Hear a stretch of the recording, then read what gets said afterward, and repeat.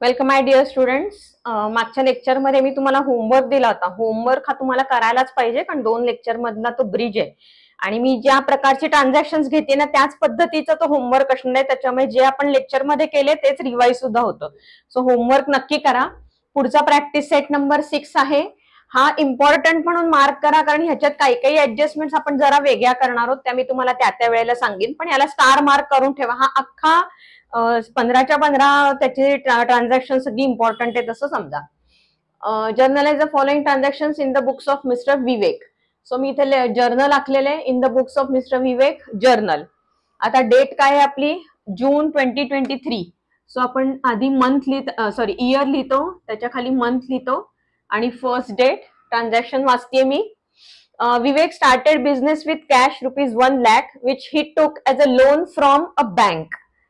बरं, पहिली गोष्ट म्हणजे ही ट्रान्झॅक्शन्स ना मी तुम्हाला पहिल्यांदा स्क्रीनवरती पण दाखवतीये. ती तुम्ही तुमच्याकडे एकदा त्याचा फोटो काढून ठेवा किंवा त्याच्यावरनं तुम्ही लिहून घ्या. काही वेळेला मला एक क्वेरी अशी आली होती की बोर्डवरती हे काय लिहिलं हे दिसत नव्हतं म्हणून. सो मी तुम्हाला आता ती ट्रान्झॅक्शन्स पण समोर दिलेली आहे, त्याचा एक स्नॅपशॉट तुम्ही काढून ठेवा. ओके. सो फर्स्ट ट्रान्झॅक्शन असं होतं, Vivek started business with cash ₹1 lakh. इथपर्यंत आपल्याला स्टँडर्ड आहे. त्याच्यात आपण कसं करतो? विवेक स्टार्टेड बिझनेस म्हटलं की capital is always credited, cash is coming in, cash is debited. So simple transaction, cash account debit to capital account. आता पुढे काय लिहिले? Which he took as a loan from a bank. आता जर त्यांनी ते बँक मधनं लोन घेतलेलं आहे तर मग आपण बँक अकाउंट ओपन करायचं का, असा प्रश्न तुम्हाला पडू शकतो. पण नाही, बिझनेसच्या दृष्टीने, since business is a separate entity from mister Vivek, though he is the owner, Vivek has taken a loan. So it is his personal duty or personal responsibility to pay his loans. It is not the responsibility of his business. बिझनेसमध्ये त्यांनी loan घेतलंय का? नाही, त्यांनी personal loan घेतले आणि त्या लोनचे पैसे त्यांनी कुणाला फॉरवर्ड केले? बिझनेसला. सो बिझनेसच्या दृष्टीने काय आहे? विवेक इज गिव्हिंग लोन और Vivek is introducing capital into the business in cash. त्याचा सोर्स ऑफ इन्कम काय आहे त्याच्याशी बिझनेसला काही घेणं देणं नाहीये. ओके. सो पुढे काहीही बऱ्याच वेळा असं हे टोक लोन फ्रॉम हिज वाईफ वगैरे असं पण लिहिलेलं असतं. आपल्याला त्याच्याशी काही नाहीये. आपण बिझनेसच्या दृष्टीने एवढी सिंपल नेहमी सारखी entry, cash account debit to capital account. So आपली नेहमीचीच एंट्री इथे येणार आहे, cash is coming in, cash is debited to capital account. Amount आहे 1 lakh. कॉमा सिस्टीम वापरा, राईट अलाइन ठेवा. नॅरेशन तुम्ही लिहित असता. Being capital introduced by mister Vivek ₹1 lakh which he took वगैरे पुढचं सगळं तुम्हाला माहिती आहे. 3rd June, purchase goods from Mittal traders at for ₹36,000 at 5% trade discount. TD लिहिले मी. टीडी म्हणजे trade discount. So trade discount books मध्ये रेकॉर्ड होतं का? नाही होत. सो तुम्हाला वर्किंग काय करायचंय? 36,000 वरती 5% कॅल्क्युलेट करायचंय आधी. ते 5% तुम्हाला 36,000 मधनं आधीच लेस करायचे. जी अमाऊंट उरेल त्याची डिरेक्टली परचेसेसची एंट्री करायची आपल्याला. सो 36,000 चे 5% म्हणजे किती होतात? 180. बरोबर ना? हो. सो तुम्हाला आता 180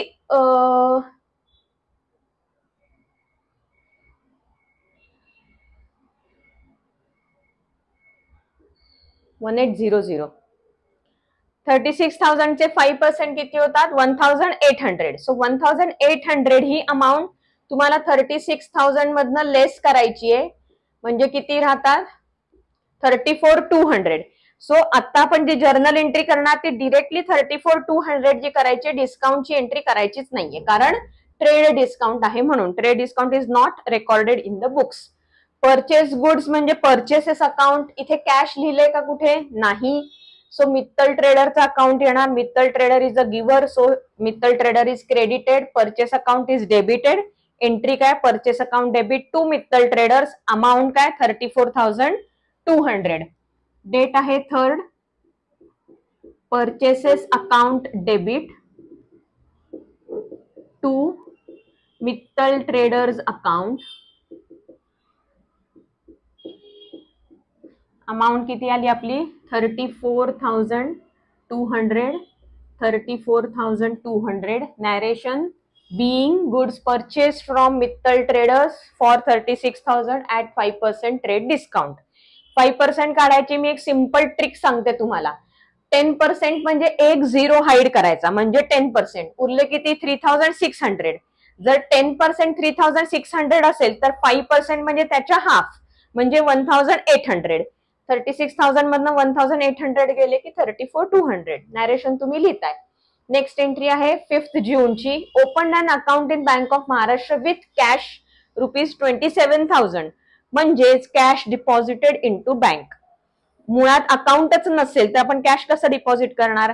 सो जेव्हा फर्स्ट अकाउंट आपण ओपन करतो तेव्हा त्यांनी कॅश डिपॉझिट करून बँक अकाउंट ओपन केलेले, याचाच अर्थ cash is deposited into bank of Maharashtra. So who is the receiver of the cash? Bank of Maharashtra, and cash is going out, so cash is credited. Bank of Maharashtra account debit to cash account. हे wording फक्त बदललंय. तुमच्या लक्षात यायला पाहिजे की wording कशीही लिहिलेली असली तरी ओरिजिनल ट्रान्झॅक्शन आपलं काय आहे? Cash deposited into bank. So bank of Maharashtra account debit. याचे शॉर्ट फॉर्म लिहिले तरी चालतात. SBI, BOM, ICICI वगैरे शॉर्ट फॉर्म्स चालतात. त्याचे फुल फॉर्म नाही लिहिले तरी हरकत नाही आहे. To cash account. अमाउंट आहे 27,000. बिंग. नॅरेशन मात्र हे लिहायचं, open an account in bank of Maharashtra with cash. नाही तर नॅरेशन तुम्ही cash deposited into bank लिहाल, तसं नाहीये.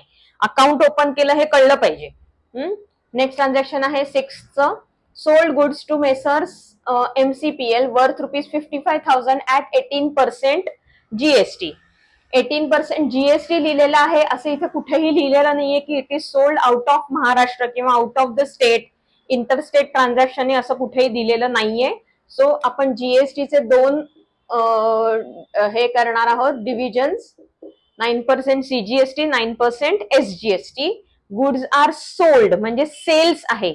जिथे सेल्स येईल त्याच्याच खाली त्याचा जीएसटी येतो. परचेस असतं तर परचेसच्या खालीच त्याचा जीएसटी आला असता. Sales are always credited, so त्याचा जीएसटी पण क्रेडिटला येणार आणि तो आउटपुट जीएसटी असेल because goods are going out. So क्रेडिटला काय येणार आहे? To sales account, to CGST account, to SGST account. Output. आता डेबिटला काय येणार आहे? इथे कुठे कॅश लिहिलंय का? नाहीये. याचा अर्थ MCPLचं अकाउंट ओपन करायला लागणार आहे आपल्याला. सो मेसर्स MCPL कडनं अमाऊंट रिसिवेबल आहे. MCPL is the receiver of the good, hence MCPL is debited. Date आहे 6th. Messrs MCPL account debit to sales account to output CGST account to output SGST account. कळतंय? Output का? कारण goods are going out म्हणून output. Purchase असतं तर आपण input म्हणतो. Amounts लिहूयात आधी क्रेडिटच्या, म्हणजे मग ऑटोमॅटिक डेबिटची टोटल लिहिता येते. सेल्स 55,000 आहेत. आता 9% CGST कॅल्क्युलेट करायचं ह्याच्यावरती. 2 झिरो हाईड करा आणि 9 ने मल्टिप्लाय करा. 4950. दुसरी अमाऊंट पण सेमच असते 4950. या तिघांचीही टोटल MCPL ला डेबिट लिहायची, कारण MCPL कडनं किती अमाऊंट रिसिवेबल आहे? सेल्सची ओरिजिनल प्राइस प्लस त्याचा जीएसटी. सो तिन्हीची मिळून टोटल आपण लिहिणार आहोत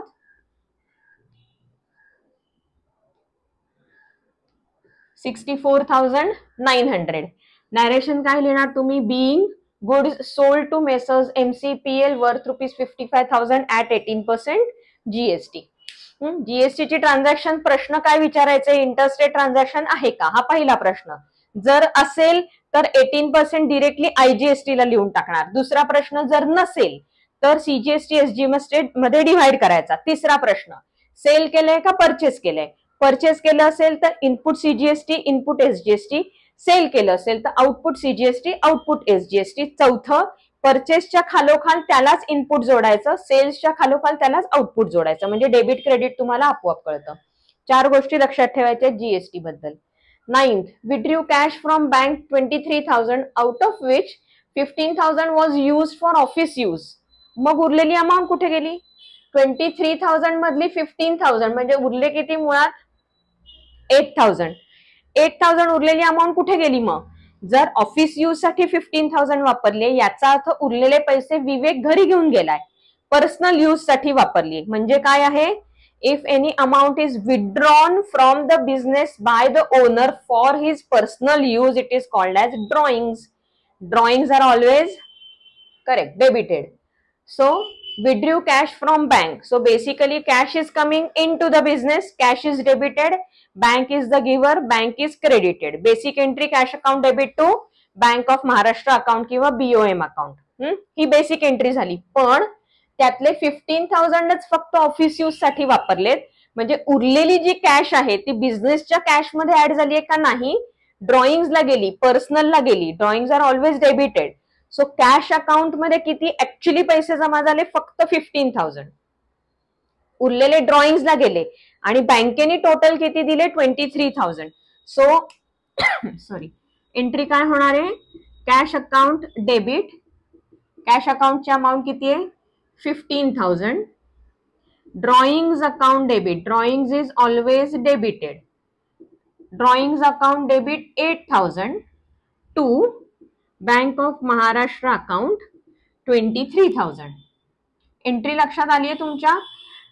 withdrew cash from bank ₹23,000 out of which 15,000 was used for office use. Office मधल्या कॅश मध्ये ती जमा झाली. आणि जिथे लिहिलेलं नाहीये ते ब्रॅकेट मधलं सेंटेन्स काय? Remaining was withdrawn bye the owner. ते तिथे लिहिलेलं नाहीये पण आपल्याला माहितीये की मग उरलेले पैसे गेले कुठे? ओनर स्वतः घेऊन गेला. सो ओनरला पर्सनल अकाउंट पर्सनल यूज साठी जेव्हा विड्रॉ करतात तेव्हा ड्रॉइंग म्हणायचं. सो नॅरेशन तुम्ही तेच लिहिणार आहात. कळतंय? एंट्री लक्षात आली आहे ना? बिझनेसच्या कॅश अकाउंट मध्ये फक्त 15,000च गेलेत म्हणून कॅश अकाउंटला 15,000 गेले, ड्रॉइंग्सला 8,000, पण बँकेने टोटल किती दिले? 23,000. नेक्स्ट ट्रान्झॅक्शन आहे received bearer cheque from messrs MCPL for 45,500. Bearer cheque म्हणलं की आपण काय करतो? कॅश. सो कॅश रिसिव्ह झाली असं समजा MCPL कडनं 45,500. MCPL कोण आहे? MCPL कडनं आपल्याला पैसे रिसिवेबल होते किती? 64,900. आउट ऑफ दिस 64,900 त्यांनी एक बेअरर चेक दिला 45,500 चा on 11th of June. Bearer check is given by MCPL. Who is the giver? MCPL. Credit. What is coming in? Cash. Current bearer check आहे. So cash account debit. Bearer check ला आपण cash का लिहितो? कारण bearer check can be encashed on the counter of the bank. Cash account debit to Messrs MCPL 45,500. Narration being bearer check given by Messrs MCPL worth ₹45,500. लक्षात ठेवायचंय 64,900 पैकी 45,500 दिले, उरलेले बॅलन्स आहेत अजून. पुढे त्याच्याबद्दल काय दिलंय का नंतर बघूयात. 13th, Mittal traders offered 10% cash discount by paying the balance amount by cash. Cash discount आहे म्हणजे ऑब्व्हियसली ती पैसे आपण कॅश मधनं किंवा चेकनी दिलेले आहेत म्हणून कॅश डिस्काउंट अलाउ केले. सो 10% कॅश डिस्काउंट अलाउ केलं मित्तलनी. मित्तल कोण आहे? Mittal traders 34,200. He is a creditor from whom we have purchased the goods. So Mittal Traders is a creditor. 34,200 पैकी 10% कॅश डिस्काउंट दिलं, मग उरलेली अमाऊंट आपण कॅश दिली असं त्यांनी लिहिले. Bye paying the balance amount in cash. 34,200 च्या 10% कॅश डिस्काउंट आहे. सो किती झाले? 34,000 च्या 10% म्हणजे 3420. 34,000 च्या 10% म्हणजे 3420 हे कॅश डिस्काउंट झालं. उरलेली अमाऊंट आपण किती दिली याचा अर्थ 30,780. ही अमाऊंट आपण कॅश मध्ये पे केली आहे. Cash is going out. So credit कॅशला येणार 30,780. We have paid. Who is the receiver? Mittal traders. So Mittal ट्रेडर्सला डेबिट येणार. आता ह्या कॅश डिस्काउंटचं काय करायचं? कॅश डिस्काउंट तर रेकॉर्ड करायचं आहे आपल्याला बुक्स मध्ये. ते काय ट्रेड डिस्काउंट नाहीये. कॅश डिस्काउंट रेकॉर्ड करायचंय. So cash discount is received. Discount received is our income. Discount given is our expenditure. Expenses are debited, incomes are credited. हे कॅश रिसिव्ड डिस्काउंट रिसिव्ड आहे. Discount received is our income. So ते credit होणार आहे. So ह्याला सुद्धा credit येणार, ह्याला सुद्धा क्रेडिटच येणार कारण cash is paid. So total किती पे केले आपण? 34,200. कुणाला? मित्तल ट्रेडर्सला. त्याला येणार डेबिट. मित्तल ट्रेडर्सला 34,200 देऊन त्याचं अकाउंट नील केलं, झिरो केलं. कसं नील केलं? आधी आपण त्याला क्रेडिट दिलं होतं 34,200. आता आपण त्याला डेबिट देणार आहोत 34,200. ते अकाउंट नील करायचं. पण आपण त्याला ऍक्च्युअली पैसे किती दिले? 30,780. तेवढी एंट्री आपण कॅशला करणार. मग उरलेल्याचं काय झालं? Discount received. म्हणून डिस्काउंटला उरलेली एंट्री करणार 3420. कळलं? आता ही एंट्री करायची कशी? डेट आहे 13th. Mittal traders account debit 34,200 to discount received account आणि टू कॅश अकाउंट. डिस्काउंट किती? 3420 आणि 30,000 किती म्हणलं रे मी? सो एंट्री काय होणार? Mittal account debit to discount received account to cash account 30,780. Narration मध्ये being Mittal trader offered 10% cash discount by paying the balance amount in cash. कळतंय का नक्की? एंट्रीज लक्षात घ्या तुम्ही. कॅश डिस्काउंटची आपल्याला बुक्स मध्ये एंट्री करायची आहे. ट्रेड डिस्काउंटची बुक्स मध्ये एंट्री होत नाही. एंट्रीज लक्षात घ्या. नॅरेशन लिहून घ्या नीट. तुमचं कुठं पेज संपतंय ते बघा, त्याचं कास्टिंग करा. कास्टिंग नेक्स्ट पेज वरती कॅरी फॉरवर्ड करायला विसरू नका. माझं पेज संपलं नाहीये म्हणून मी करत नाही. तुमचं माझं पेज सेम असणार नाहीये. कास्टिंग केलं नाहीत की मार्क जातो, ब्रॉड डाऊन केलं नाहीत की मार्क जातो. सगळीकडे अर्धा मार्क गेला जो घालवायचा नाहीये आपल्याला. सगळे मार्क मिळाले पाहिजेत. छोट्या छोट्या गोष्टी आहेत. ठीक आहे. नेक्स्ट ट्रान्झॅक्शन बघूयात. 15 June. Goods kept in stock were destroyed by fire ₹12,000. आपण मागच्या लेक्चरमध्ये गुड्स रिलेटेड ट्रान्झॅक्शन्स बघितलेली आहेत. Goods are destroyed by fire. Goods are going out. So goods are credited. Then what is debited? Nothing is coming in. It is our loss. ते goods बाहेर गेल्यानंतर त्याच्या against जे पैसे मिळाले पाहिजे जर सेल झालं असतं तर ते मिळणार नाहीये. So it is our loss because the goods are destroyed. So credit येणार आहे गुड्स डिस्ट्रॉइड बाय फायर आणि डेबिट कोणाला येणार आहे? Loss by fire. परवा मी सांगितलं होतं loss is debited, goods are credited. Loss by fire, goods destroyed by fire. Loss by damage, goods destroyed by due to damage. Loss by theft, goods were theft. लक्षात आलंय? Goods were stolen. Sorry. So आपण debit देणार आहोत loss by fire 12,000 to goods destroyed by fire. इथे insurance कंपनीनी claim accept केलेला असं दिलंय का? नाही. याचा अर्थ दोन गोष्टी. एक तर इन्शुअर्ड नाहीयेत गुड्स किंवा इन्शुरन्स कंपनीने क्लेम दिला नाहीये. सो बेसिकली काय आहे? 12,000 चे गुड्स लॉस्ट झालेले आहेत. सो 15th डेबिट येणार लॉसला कारण लॉस इज अवर एक्सपेंडिचर किंवा expenses and losses are debited. Goods by fire loss by fire account debit to goods destroyed by fire. Amount काय आहे? 12,000. being goods destroyed by fire. Next entry. Goods worth ₹15,750 were to be sent to Mr. Jeevan, but in transit they were damaged. Insurance company admitted a claim of ₹12,250. आता इथे पण goods डॅमेज्डच आहेत पण insurance कंपनीने claim receive केलाय, accept केलाय. So हा total loss आहे का? नाहीये. हा जो लॉस होणार होता, किती लॉस होणार होता? 15,750. त्यातला किती रिकवर होणार आहे? 12,250. म्हणजे रिमेनिंग अमाऊंट लॉस आहे, ती रिकवर होणार नाही. सो इथे एंट्री काय येणार आहे? 17th ला insurance claim receivable account debit loss in transit account debit to goods lost in transit. आता मी आधी टोटल गुड्सची अमाऊंट लिहितेय, ती किती आहे 15,750. सो गुड्स कितीचे लॉस झाले 15,750, out of which insurance company admitted a claim of 12,250. So insurance claim receivable किती आहे 12,250. So आपला टोटल लॉस झाला, सॉरी पार्टली लॉस किती झाला 3,500 चा. कळलं? तो लॉस इरिकव्हरेबल असल्यामुळे तो लॉस या अकाउंटला गेलाय. इन्शुरन्स कंपनी रिसिवेबल अमाऊंट किती आहे 12,250. सो इन्शुरन्स क्लेम रिसिवेबल 12,250 आणि 12,750 चे टोटल गुड्स डिस्ट्रॉइड. नॅरेशन तुम्हाला माहितीये काय लिहायचंय ते. आता मी सारखं नॅरेशन घेत नाहीये कारण आता नॅरेशनची सवय झालीये तुम्हाला. ट्रान्झॅक्शन कळलंय हे लक्षात ठेवा. हे तुम्हाला कळायला पाहिजे हा डिफरन्स. नाहीतर कधी कधी तुम्ही काय करता, इन्शुरन्स कंपनीला टोटल अमाऊंट लिहिता, लॉस आणि गुड्स डिस्ट्रॉइडला क्रेडिट लिहितात. असं बघितलंय मी मुलांना करताना. असं चुकून सुद्धा करू नका.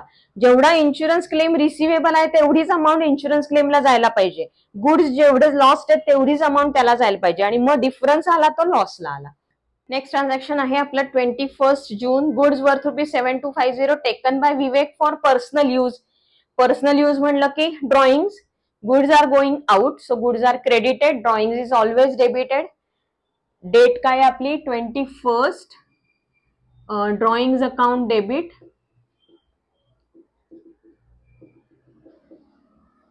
अमाउंट किती आहे 7250. To goods withdrawn by owner. Goods withdrawn for personal use किंवा ओनर किंवा प्रोप्रायटर. अमाऊंट आहे 7250. डायरेक्शन तुम्हाला माहिती आहे. नेक्स्ट, हे ट्रान्झॅक्शन नक्की कळलंय ना तुम्हाला? गुड्सचं मी अजून प्रॅक्टिस पुढे करून घेणार आहे, त्याच्यात तुम्हाला अजून कळतील. पण आता बेसिक गोष्ट परत बघा आणि समजून घ्या. 23 June. Amount paid for conveyance 250, office expenses 1250, wages 3375. Amount is paid म्हणजे कॅश इज गोइंग आउट आणि हे सगळे आपले एक्सपेन्सेस आहेत. Expenses are always debited. So debit the expenditure, credit the cash. Respective एक्सपेंडिचरला आपण डेबिट देणार आहोत. कंपाऊंड एंट्री आहे. So conveyance account debit, office expenses account debit, wages account debit to cash. So date आहे 23. Conveyance account debit, प्रत्येकाची amount वेगवेगळी लिहायची, total घेऊन लिहू नका. Conveyance account debit, office expenses account debit, short forms वापरायचे नाहीयेत. Account debit, wages account debit to cash account. Amount काय आहेत? कन्व्हेन्सची अमाऊंट आहे 250, ऑफिस एक्सपेन्सेस 1250 आणि 3375. टोटल ह्याची कॅश अकाउंटला क्रेडिट 4875. डायरेक्शन तेच sentence. 25. Introduce additional capital by Vivek ₹50,000 and borrowed loan from Neha ₹35,000 in cash. आता हे ट्रान्झॅक्शन आणि आपलं फर्स्ट ट्रान्झॅक्शन ह्यातला फरक समजून घ्या. या ट्रान्झॅक्शन मध्ये introduce additional capital by Vivek into the business हे कळलं. आता borrowed loan from Neha 35,000 in cash. इथे असं म्हटलंय काय की Vivek borrowed the loan from Neha नाही. इथे काय म्हटलंय? बिझनेसनी बॉरो केलेलं आहे. बिझनेसनी जर बॉरो केलेलं असेल तर ते बिझनेसच्या दृष्टीने आपलं लोन आहे. सो हे लोन अकाउंट ओपन करायचंय आपल्याला. इथे लक्षात येते बिझनेसनी बॉरो केलंय लोन. विवेकनी पर्सनली काय केले त्याचं नाहीये. हे विवेकनी ज्या बिझनेस सुरू केलेला आहे त्या बिझनेसमध्ये बॉरो केलेलं लोन आहे हे. So Vivek introduced additional capital 50,000, loan borrow केले 35,000 इन कॅश. सो 50,000 कॅश पण आहे, 30,000 पण कॅशच आहे. So what is coming in? Cash. किती कॅश येते? 50 प्लस 35, एवढी कॅश इज कमिंग इन. आता क्रेडिट कोणाला देणार? Capital account is always credited, Vivek is the giver, so credit capital account 50,000 आणि loan account 35,000. Neha's loan account 35,000 असं क्रेडिट देणार, कारण लोन इज अवर लायबिलिटी. ते लोन जे आपण बॉरो केले ते तिला आपल्याला परत द्यायचंय. सो ते जे बॉरो केलेलं लोन आहे that is a liability. Wien the liability is increase it is credited. Asset आणि एक्सपेन्सेस इन्क्रीज झाले तर डेबिट देतात. लायबिलिटी, कॅपिटल आणि इन्कम इन्क्रीज झाले तर क्रेडिट द्यायचं असतं. सो इथे आपली लोन आपण बॉरो केलेले म्हणजे आपल्याला ते रिपेएबल आहे, पेएबल बॅक टू नेहा आहे, म्हणजे ती आपली लायबिलिटी आहे बिझनेसची. सो बिझनेसच्या दृष्टीने liability is credited. So entry काय येणार आहे इथे 25th ला? Cash account debit. आता कॅश अकाउंट मध्ये तुम्ही टोटल कॅश अकाउंटचा बॅलन्स लिहून टाकणार आहात. To capital account to Neha's loan account. कॅपिटलची अमाऊंट आहे 50,000, लोनची अमाऊंट आहे 35,000. असे आपण 85,000 टोटल कॅश मिळाली आहे बिझनेसला. बिझनेसला कॅश मिळाली आहे total 85,000. Cash is coming in 85,000. त्याचा सोर्स काय आहे? Capital 50,000, Neha's loan 35,000. कळलं? Next, sold old furniture 15,000 at 12% GST. Amount transferred through NEFT. आपण ज्याला सेल केलं, सोल्ड ओल्ड फर्निचर आहे, ज्याला आपण सेल केलंय फर्निचर त्यांनी NEFT नी अमाऊंट ट्रान्सफर केली. म्हणजे काय केलं? NEFT ही डिरेक्टली बँकेमध्ये पैसे जमा झाले. आपल्याला कॅश मिळाली आहे का नाही? बेअरर चेक मिळालाय का नाही? चेक मिळालाय का नाही? काहीच नाही झालेलं, ऑनलाईन ट्रान्सफर झालं. सो त्या पार्टीनी त्या फर्निचरचे पैसे डिरेक्टली बँकेत जमा केले. किती जमा केले? 15,000 plus 12% GST. Furniture is sold. What is going out of the business? Furniture. So furniture account is credited. Sale ला जीएसटी लागला की त्यालाच खालती जीएसटी लिहायचा असतो, म्हणजे output CGST, output SGST, credit. So हे सगळं क्रेडिटला जाणार. आता डेबिटला काय येणार? बँक अकाउंटला डेबिट येणार, because the amount is directly deposited into bank. So bank is now the receiver of the money. The receiver is debited. So bank account debit total amount to furniture account 15,000 to output CGST, output SGST. कळलं? इथे out of the state transaction लिहिलेलं नसल्यामुळे आपण याचे दोन भाग 6% 6% करणार आहोत. डेट काय आहे? 27. डेबिट आपण म्हटलं तसं बँक अकाउंटला डेबिट द्यायचंय. Bank account debit. आता इथे आपल्याला बँक ऑफ महाराष्ट्र माहितीये, सो आपण bank of Maharashtra account open करायचंय, म्हणजे लिहायचंय bank of Maharashtra account debit to furniture account, कारण फर्निचर इज गोइंग आउट. त्याच्यावरती आपण GST लावलाय, so output CGST account to output SGST account.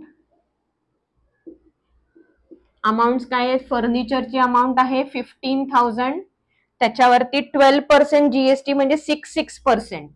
So इथे 900 900 15,790 माझ्या ह्याच्या हिशोबाने मी केलंय. सो इथे 900 900 आले. बँक ऑफ महाराष्ट्रामध्ये पैसे किती जमा झाले? 16,800. टोटल अमाऊंट इन्क्लुडिंग GST बँकेत जमा झाली. So bank account is debited, कारण NEFT आहे म्हणून. NEFT, RTGS, online transfer, bank, नुसतं चेक, 4 गोष्टी सांगितल्या. NEFT, RTGS, ऑनलाईन ट्रान्सफर किंवा चेक. 4 पैकी कुठलीही गोष्ट आली बँक अकाउंट लिहायचं. बेअरर चेक आलं कॅश अकाउंट लिहायचं. नेक्स्ट ट्रान्झॅक्शन लास्ट बघूयात. Sold goods to Meena.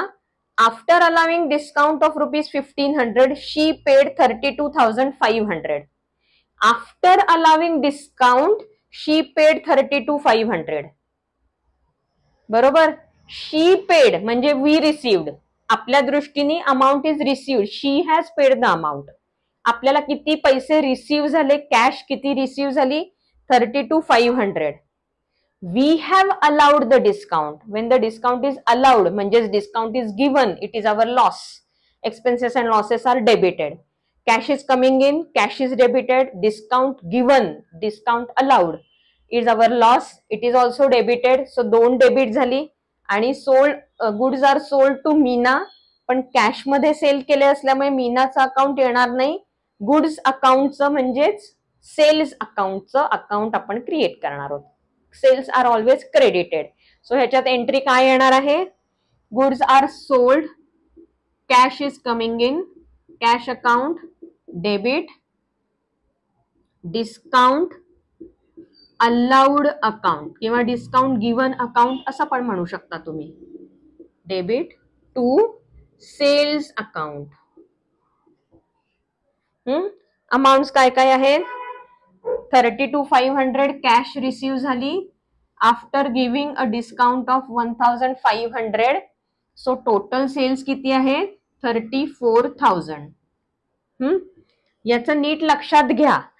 After allowing a discount of ₹1,500 she paid 32,500. म्हणजे टोटल सेल कितीचा झाला आता? 34,000चा. 34,000 मधनं we allowed a discount of 1,500 and she paid the balance amount 32,500. या 3 पैकी 32,500, 1,500, 34,000 पैकी 2 गोष्टी तुम्हाला दिलेल्या असतात, एक मिसिंग असते. कंपाऊंड एंट्री 3 अकाउंटची झालीये. 3 अकाउंट पैकी 2 अकाउंटच्या अमाउंट दिलेल्या असतील, एक मिसिंग असेल, ती तुम्हाला फाइंड आउट करायची. कळलंय? ट्रान्झॅक्शन्स कळलेली आहेत. अशीच ट्रान्झॅक्शन्स मी अजून प्रॅक्टिसमध्ये घेणार आहे.